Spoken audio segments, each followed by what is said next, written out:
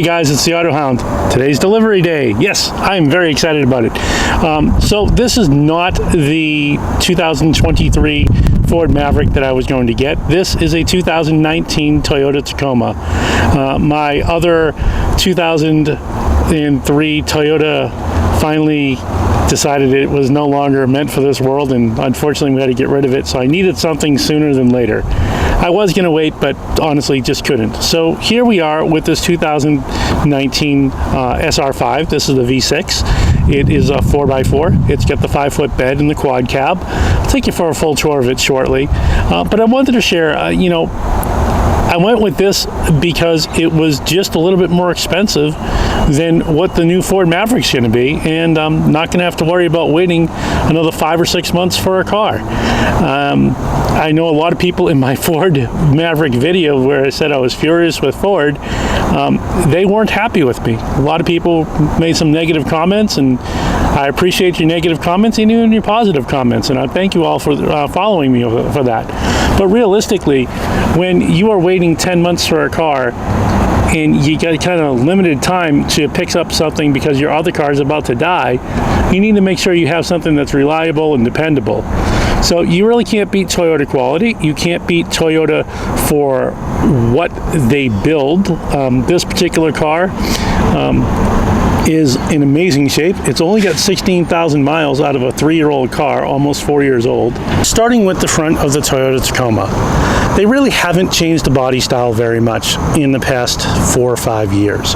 Same exact body that you get with anything else. However, this one's in really good shape. A little bit of surface rust down there, but everything is really clean under the car.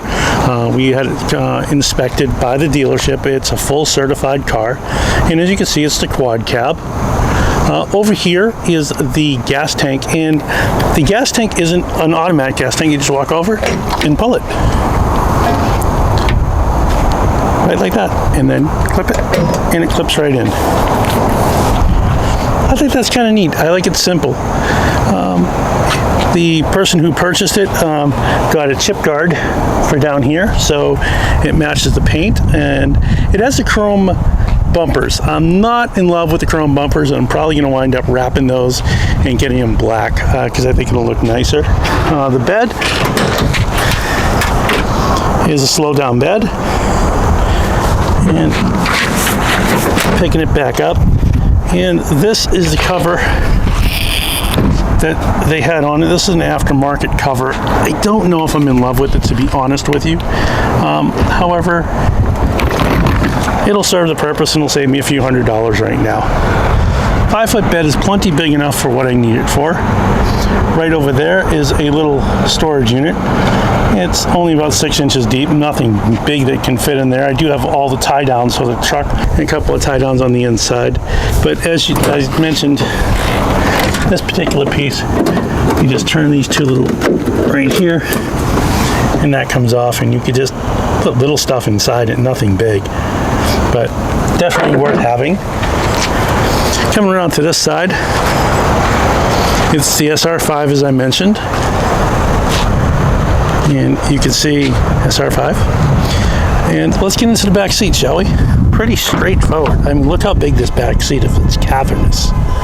You get back in here, and I fit in with no problem. The seats are in great shape. This is a 60/40 full down split seat, and plenty of room for me and my passengers. This seat is mostly push back. It's got a small little glove box right here. Electric window switches, power locks from here, and your different modes we'll get to in a second, along with the radio. It's fairly spacious in here, and right here you got the lighted sun visor. Up here you have what I think is one of the cool features of the car, because they did such a good job on the damping. If you press here on the sunglass case, look how nice and slow that comes down. That's really, I like stuff like that. Right up here, this is to turn off the traction control and the limited slip differential. So if you want to turn it off, you physically have to reach up there. So if you're stuck, you want to make sure that you click on that. So here is the engine bay, and as you can see, this is the V6. It's massive. And you know, it's super clean in here. It's really neat looking. You look at a lot of other cars and they don't have the plastic, which is fine. It's going to save some money. But Toyota likes to button their things up, and they did a good job with it. So it looks nice. So there's your engine. If you're an engine guy, there you go. Getting into the Tacoma, pretty straightforward. Let's look at the window switches. Lockout windows, door lock, door unlock, or actually unlock lock, and here's your mirror selection left and right.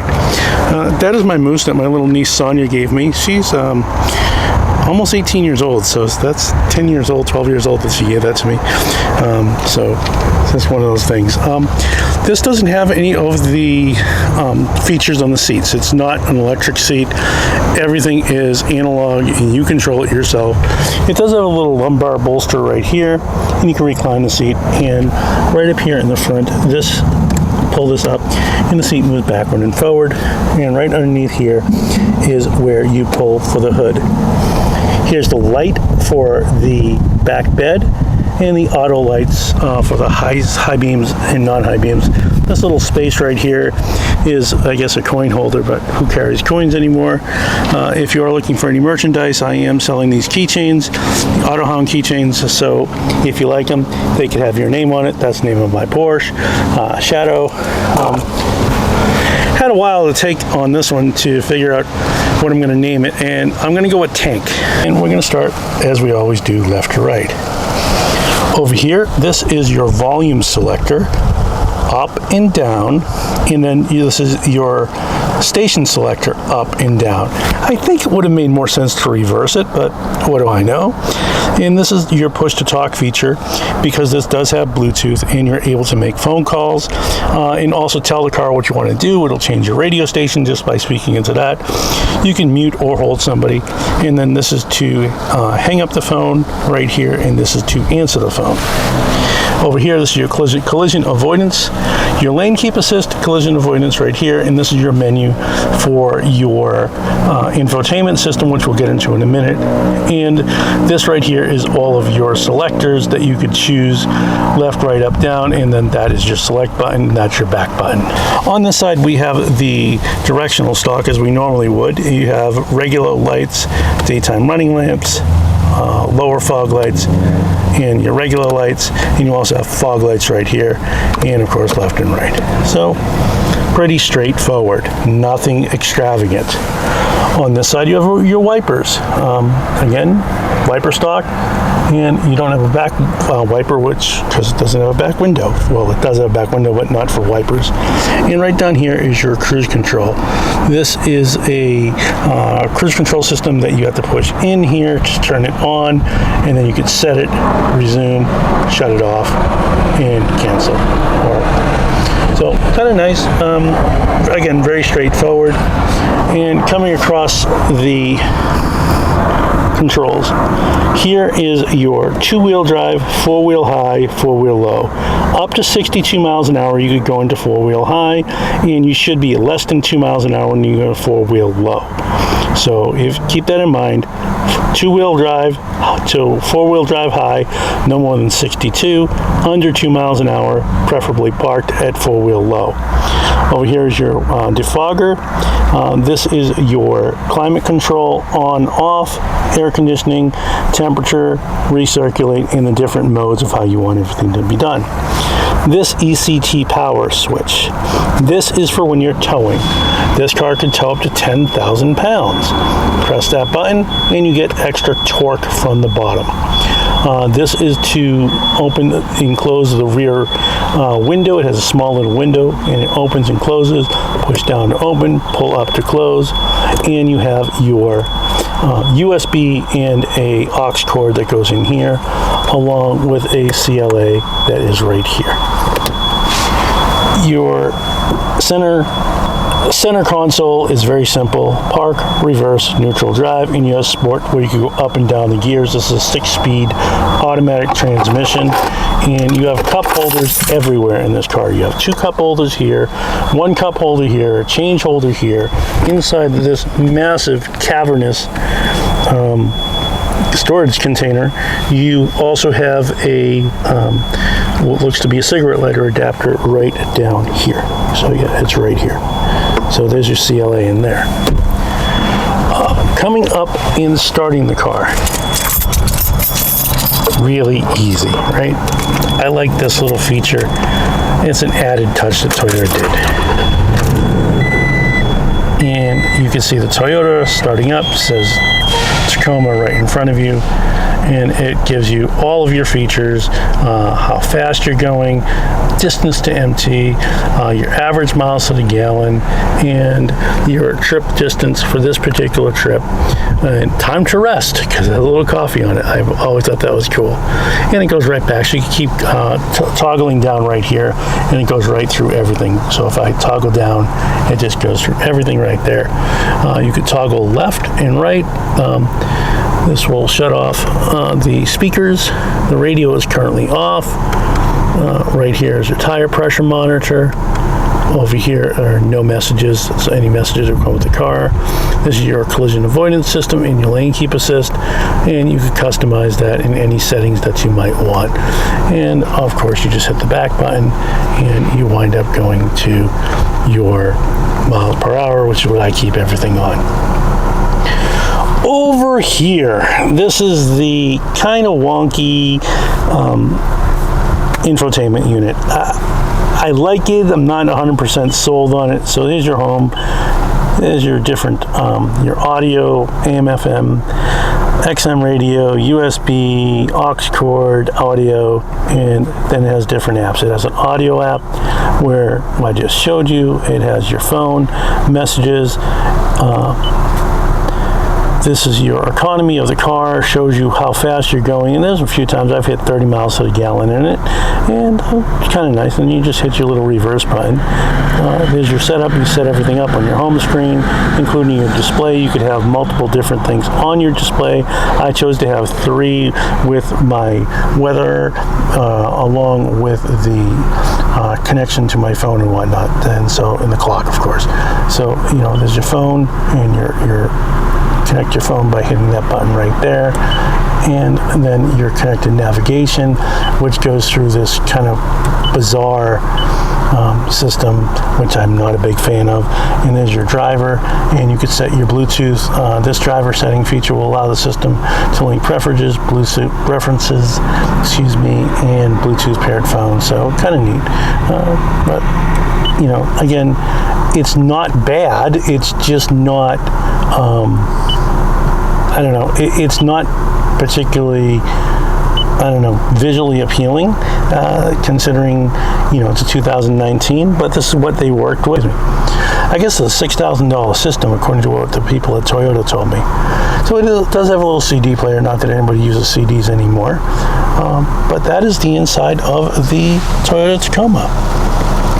All right, so we're back in the vehicle and going for a little test drive, as I mentioned before. This is a 2019 Tacoma, and I decided to buy it in spite of Ford.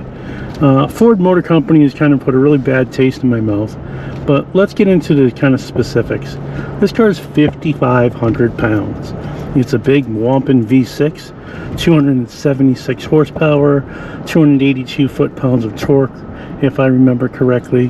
Has a 21-gallon fuel tank, or actually 21.9 gallon fuel tank, and it takes regular gas. So that being said, my gas mileage is about 18 miles to the gallon. I think that's low, but I drive pretty responsibly, and we'll see what happens as far as the mileage goes. Bright sunshine right now, which is lovely when you're driving a big truck.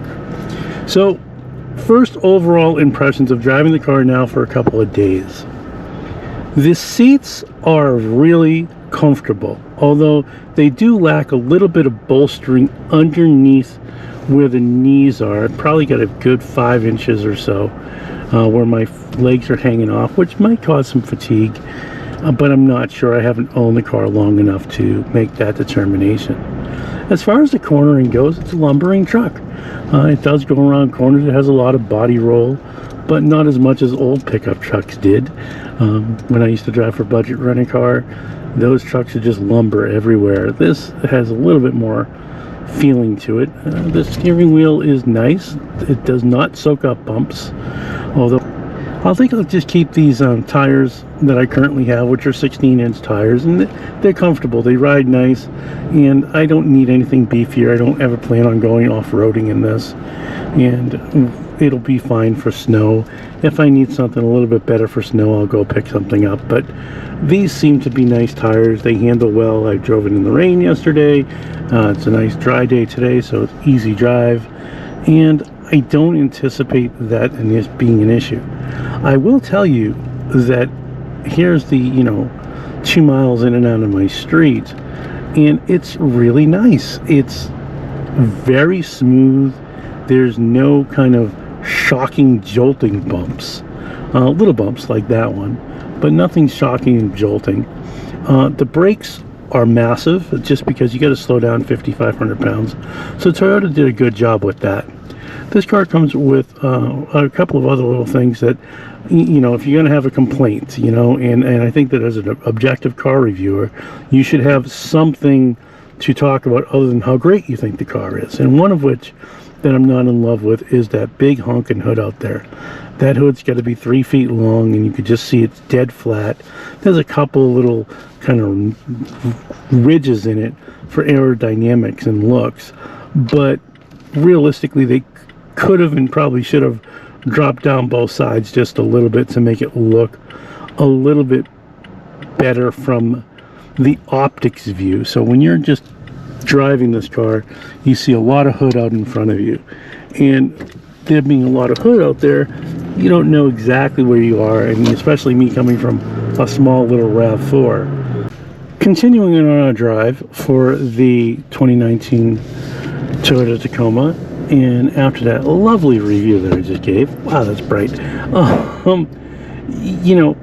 The car feels new. It feels every bit of new that you want it to feel. It feels modern. Let me rephrase that. Of course it feels new because it's got 16,000 miles, but it does feel modern in a very nice way. It's balanced and well put together. Steering wheel is really nice and beefy. Get nice grip on it. Got these nice little knobbies right here so you get your hands at 10 and 2 and not really think too much about it. It's nice. So instead of saying nice, let's try saying fun.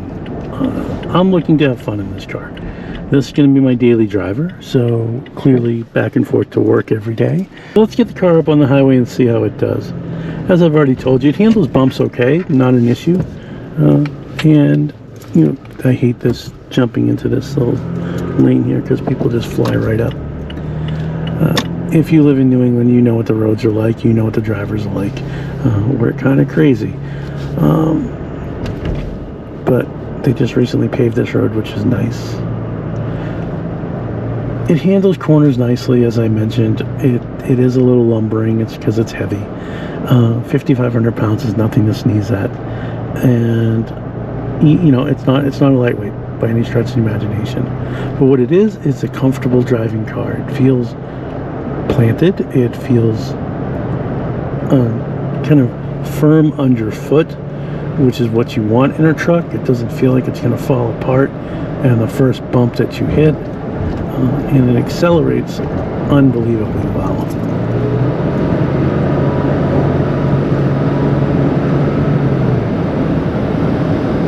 I don't do a lot of truck reviews.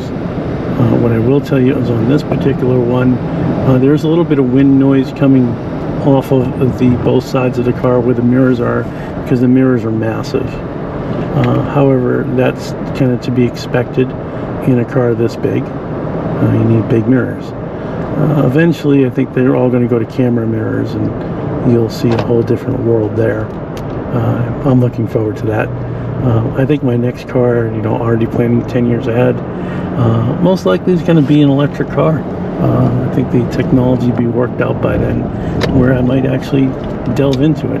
Haven't 100% decided. That Audi e-tron I drove was amazing. If you haven't seen it yet, please check out that video.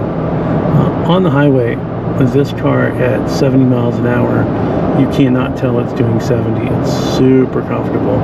Again, it has the lane keep assist, it has the adaptive cruise control, and we get a nice little opening here that we can take advantage of. And we just got the minivan doesn't cut over. Look, would I recommend this car? Yeah, I would. Am I bummed out about the Ford Maverick? A little bit, but this is about this car. So, overall impressions. I think that the 2019 Toyota Tacoma is certainly worth buying. It is super, super tight, very well put together, as Toyota always does. It rides delightfully. There's no kind of squeaks or rattles or shakes. You do hear a little bit of wind noise. The seat is a little bit smaller for a bigger guy like me. The infotainment system could use some work. But other than that, and the hood is a little bit bigger. They really should have kind of carved it down just a tad bit more. But other than that, this is a great car, and I do recommend purchasing one. This has been the AutoHound. If you like this type of content, please make sure you like, you comment, and you subscribe. And remember, it's about the drive.